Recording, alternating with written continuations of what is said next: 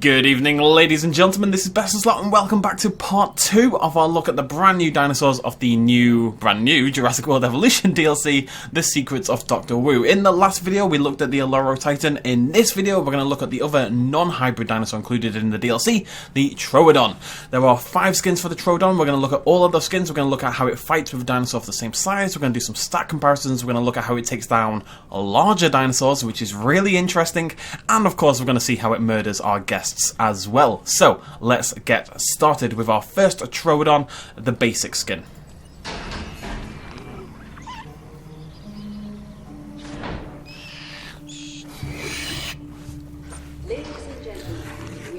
So this is the skin that everyone had seen prior to release, prior to this video, prior to the DLC. But the one thing you won't have seen was the incredible bird-like nature of the Troodon in this game. It chirps, it squeaks, it jumps around, its head quirks side to side. It is basically a slightly oversized chicken, and it's going for my Parasaurolophus corpse, which wasn't meant to be there. But there we go, we get to see eat a corpse already. Isn't that a joy? And it's just gonna walk inside it and feast away. Okay, let's get that shoved out of the way, shall we? Alright, moving on then, let's look at the second skin and then we'll take a close look at the dinosaur itself. This is the Alpine Pattern.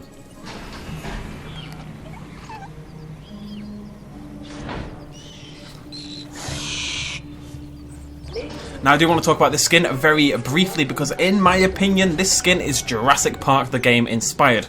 It's definitely a much calmer version of that dinosaur, a much less vivid version, but it's got a light grey coat with black striping patterning down the back and a red underbelly. The red is very soft, it's basically a light pink.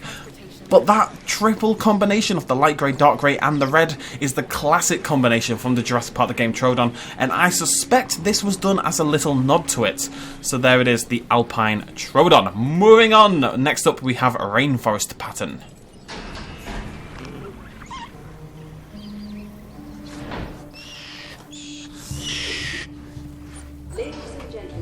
I really love how quick that exit animation is. Some dinosaurs, the Pachycephalosaurids, take absolutely bloody ages to leave the hatchery. Not the Troodon, it is out of there in no time at all. I really like the eyes on this one. It's, you know, this sort of deep, nearly blood-looking red. It's more of like an orangey browny colour, but still very colourful, very vivid. Really offsets against the sort of lighter greys and the sort of earthy yellow tones of the body. Next up is the Step Pattern. This ain't your mama pattern, this is your stepmom pattern. Is that a joke? I don't know. There it is. By far the darkest of the skins. One of the only ones that doesn't seem to have as distinctive a pattern. It does sort of have a hint of the pattern around down the back, that sort of darker brown, but really this one sticks out across the others quite a lot, I feel, with this sort of more all over dark, earthy brown colour. It's kind of like a big old bag of coffee. Show you that for a minute. You can see what I mean by the birdness. So it chirps, it squeaks, it tilts its head, it turns side to side constantly. It's like a wee little owl chicken, featherless chicken thing. Okay, that's what we're going with here. One more skin to look at, and that is the Arid Pattern. Love that little jump. Whee! Great noises, great sound effects on this little guy. So, not the most exciting pattern, and I think people may be a little bit disappointed with the Troodon patterning and colourings in general.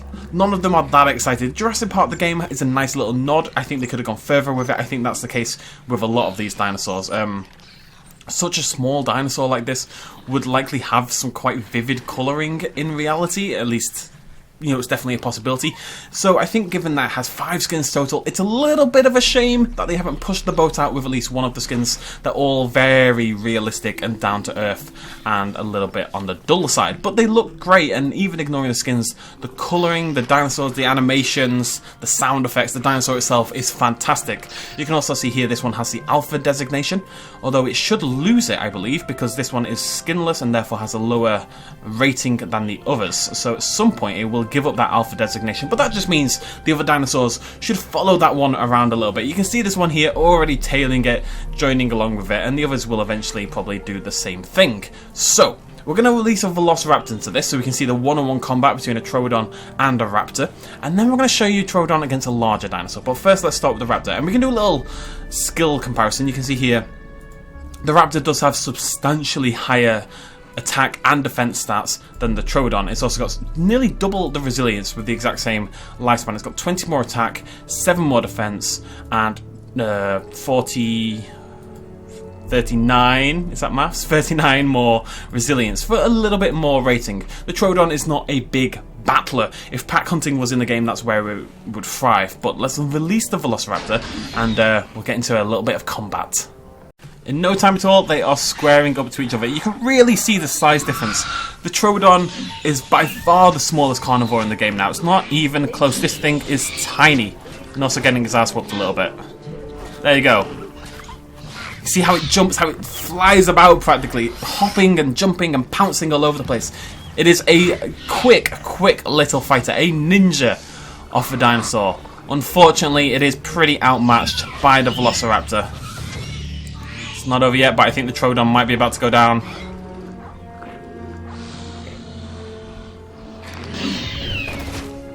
And there we go. Well, that's mildly upsetting. Let's get that raptor taken care of before it kills all the others.